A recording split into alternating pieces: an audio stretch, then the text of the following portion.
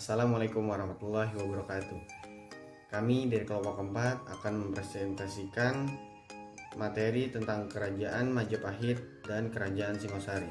Anggota dari kelompok keempat ada Muhammad Fatan Hakim, yaitu saya sendiri. Yang kedua ada Naila Putri Adahne. Yang ketiga ada Nisrina Nur Azalia. Yang keempat ada Nida Fuji Anggriani. Yang kelima ada Muhammad Rafiansyah. Yang ke-6 ada Muhammad Raihan, dan yang ke-7 ada Nurul Hamidah Qudsi. Langsung saja kita menuju ke materi yang pertama. Singasari merupakan kerajaan yang didirikan oleh Ken Arok pada tahun 1222. Kerajaan yang berada di Jawa Timur ini diperkirakan sekarang berada di Singasari, Malang. Sistem pemerintahan Kerajaan Singosari. Ada dua versi yang menyebutkan silsilah Kerajaan Singosari alias Tumpel ini. Versi pertama adalah versi Pararaton, yang informasinya didapat dari prasasti Kudadu. Pararaton menyebutkan Ken Arok adalah pendiri Kerajaan Singosari yang digantikan oleh Anusapati dari 1247 sampai 1249 Masehi.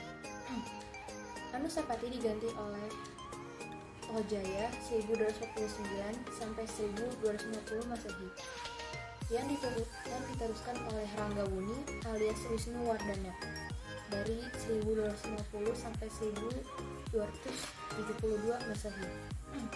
Terakhir ada Kartanegara yang memerintah sejak 1272 hingga 1292 Masehi.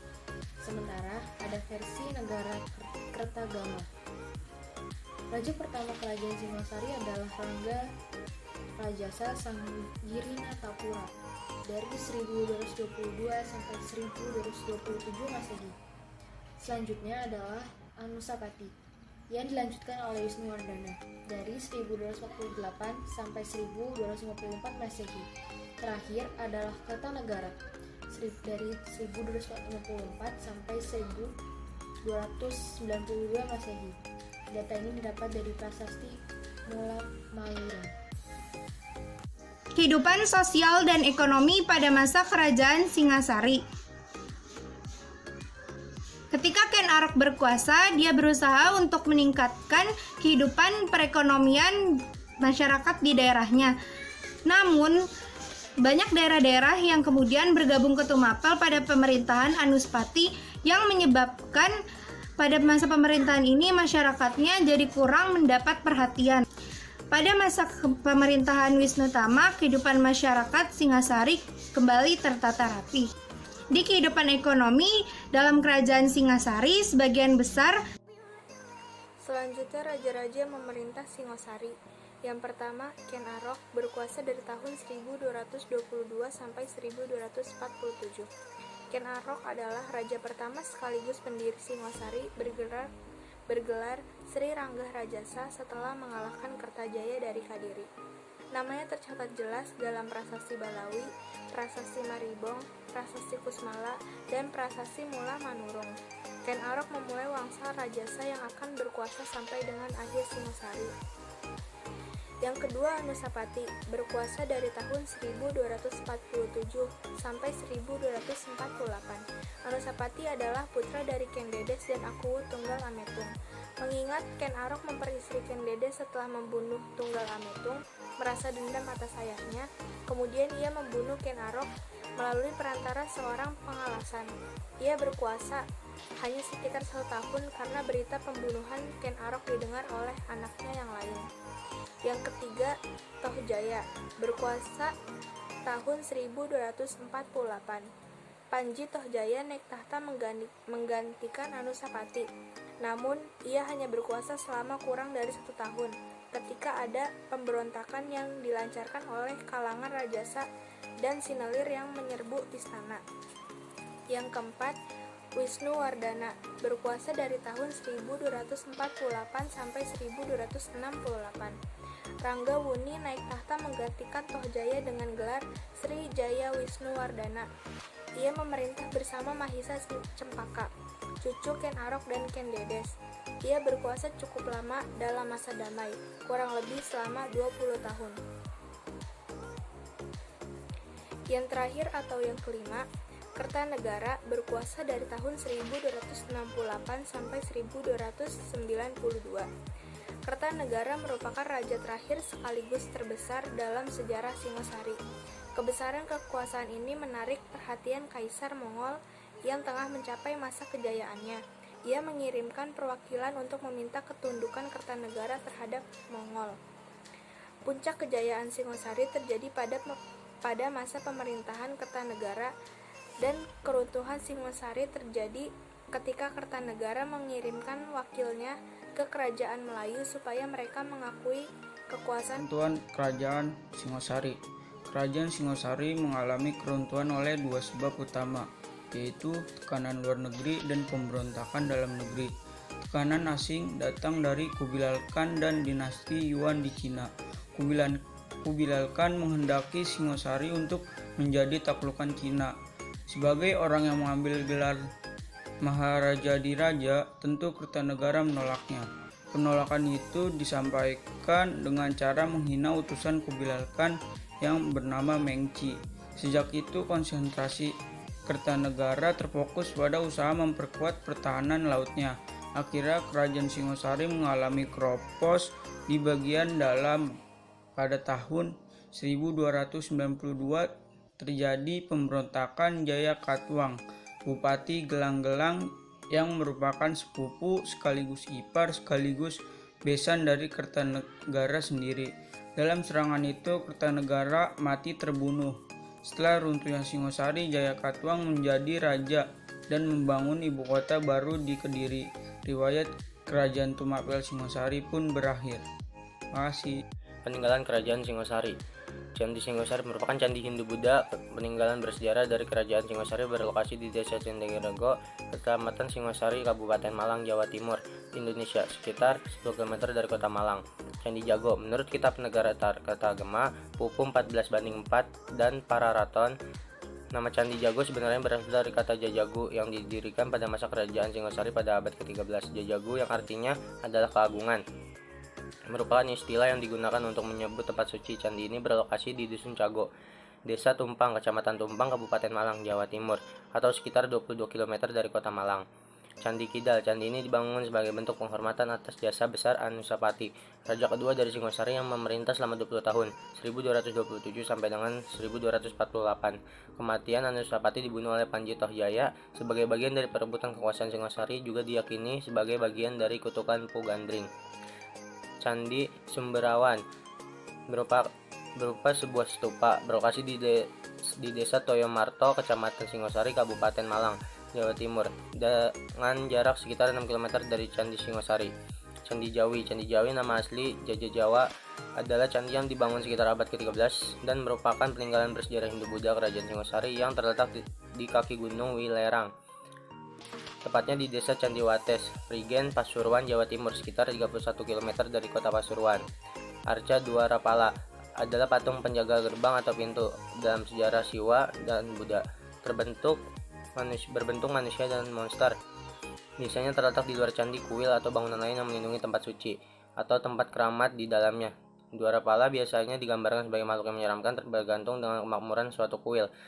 Jumlah arca Dwarapala dapat hanya satu, sendirian, sepasang, atau berkelompok. Kemaharajaan Majapahit, atau dalam bahasa Jawa disebut juga Nagari Kerajaan Mojopahit, adalah sebuah kerajaan yang berpusat di Jawa Timur Indonesia yang pernah berdiri sekitar tahun 1293 hingga 1527 Masehi. Kerajaan ini mencapai puncak kejayaannya menjadi Kemaharajaan Raya yang menguasai wilayah yang luas di Nusantara pada masa kekuasaan Hayam Wuruk yang berkuasa dari tahun 1350 hingga 1389. Kerajaan Majapahit adalah kerajaan Hindu-Buddha terakhir yang menguasai Nusantara dan dianggap sebagai kerajaan terbesar dalam sejarah Indonesia. Kerajaan Majapahit dibangun di atas hutan terik sekitar tepi Sungai Berantas, berdalih sebagai pertahanan kerajaan karena Sungai Berantas adalah pintu keluar masuk untuk mengakses wilayah utama di Kerajaan Jawa Timur baik Kediri maupun Singasari. Sistem pemerintahan Kerajaan Majapahit. Majapahit memiliki struktur pemerintahan dan susunan birokrasi yang teratur pada masa pemerintahan Hayam Wuruk dan tampak struktur dan birokrasi tersebut tidak banyak berubah selama perkembangan sejarahnya.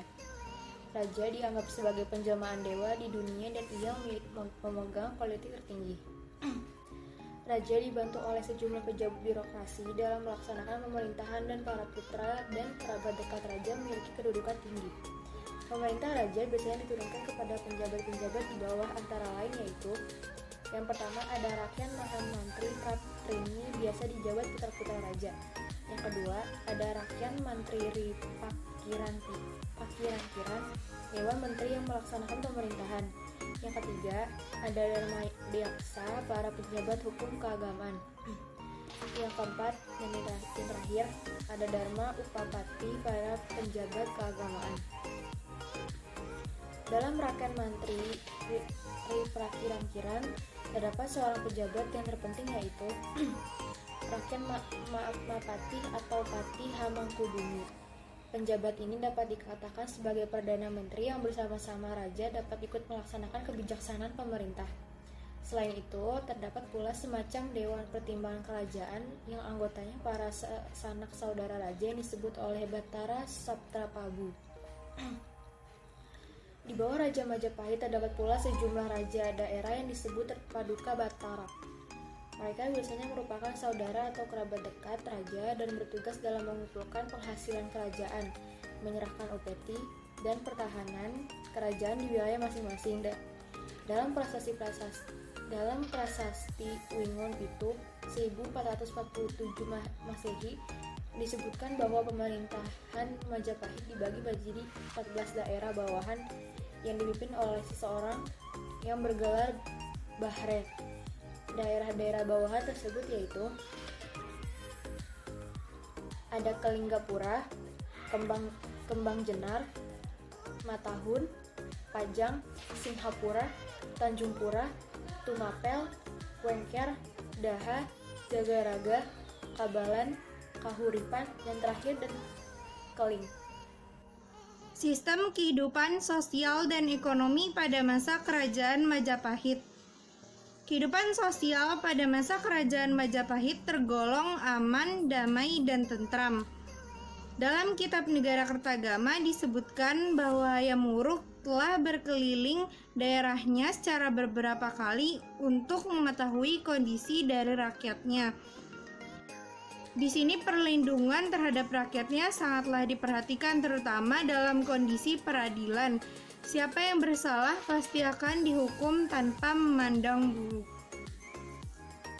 Di bidang ekonomi, Hayam Wuruk menaruh fokus pada bidang pertanian dan perdagangan dengan menjadikan Tuban sebagai pusat perdagangan Kerajaan Majapahit.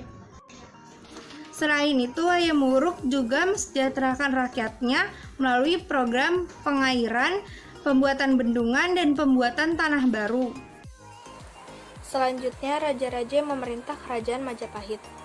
Yang pertama, Raden Wijaya, berkuasa dari tahun 1293 sampai 1309. Merupakan raja pertama sekaligus pendiri dari Majapahit yang naik tahta dengan gelar Kertarajasa Jayawardhana. Raden Wijaya lebih fokus pada konsolidasi dan memperkuat sistem pemerintahannya. Raden Wijaya melakukan berbagai strategi untuk memperkuat sistem pemerintahannya. Salah satunya dengan meletakkan pusat pemerintahan di Majapahit.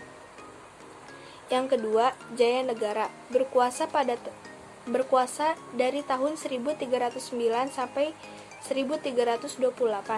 Jayanegara merupakan putra Raden Wijaya, namun bukan anak dari permaisuri, melainkan anak dari salah satu selir. Jayanegara mengambil alih kerajaan di saat usianya masih sangat muda. Namun, pada masa pemerintahannya, banyak pemberontakan karena sang raja memiliki tabiat yang tidak baik sebagai pemimpin kerajaan.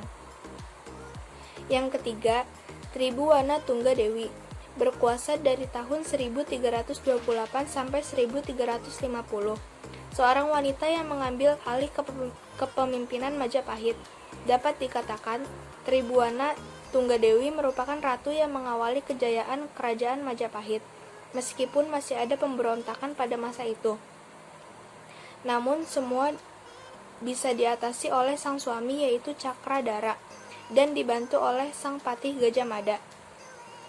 Yang keempat, Hayam Wuruk, berkuasa dari tahun 1350 sampai 1389. Prabu Hayam Wuruk merupakan raja keempat sekaligus raja yang membawa Majapahit di puncak kejayaannya, atau bisa dibilang penyempurna perjuangan Tribuana Tunggadewi.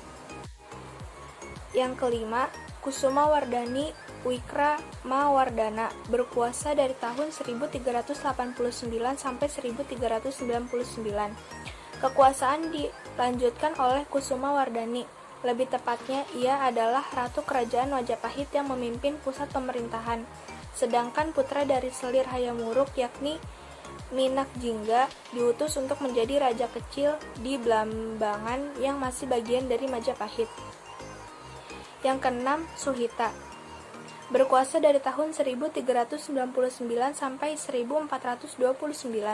Tahta kerajaan selanjutnya diambil oleh Raja Suhita, putra dari Wikramawardhana dari seorang selir.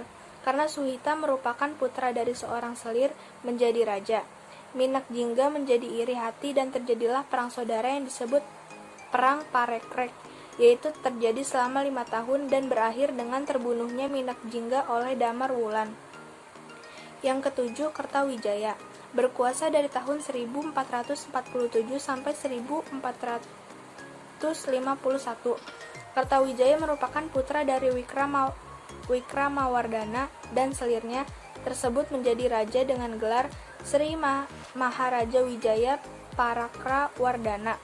Pada masa kepemimpinannya banyak terjadi bencana alam dan mendapat halangan yang merintang, yakni peristiwa pembunuhan Tidung Galanting oleh keponakan. Yang kedelapan, Rajasa Wardhana, berkuasa dari tahun 1451 sampai 1453. Raja ke-8 Majapahit ini bergelar Sinagara. Setelah kekuasaannya berakhir, Majapahit mengalami kekosongan kekuasaan selama 3 tahun. Yang kesembilan, Purwowisesa, berkuasa dari tahun 1458 sampai 1466. Setelah mengalami kekosongan, akhirnya Majapahit mendapatkan raja baru yaitu Purwowisesa. Pada masa kepemimpinannya di Majapahit, diwarnai dengan bencana gunung meletus yang sering terjadi.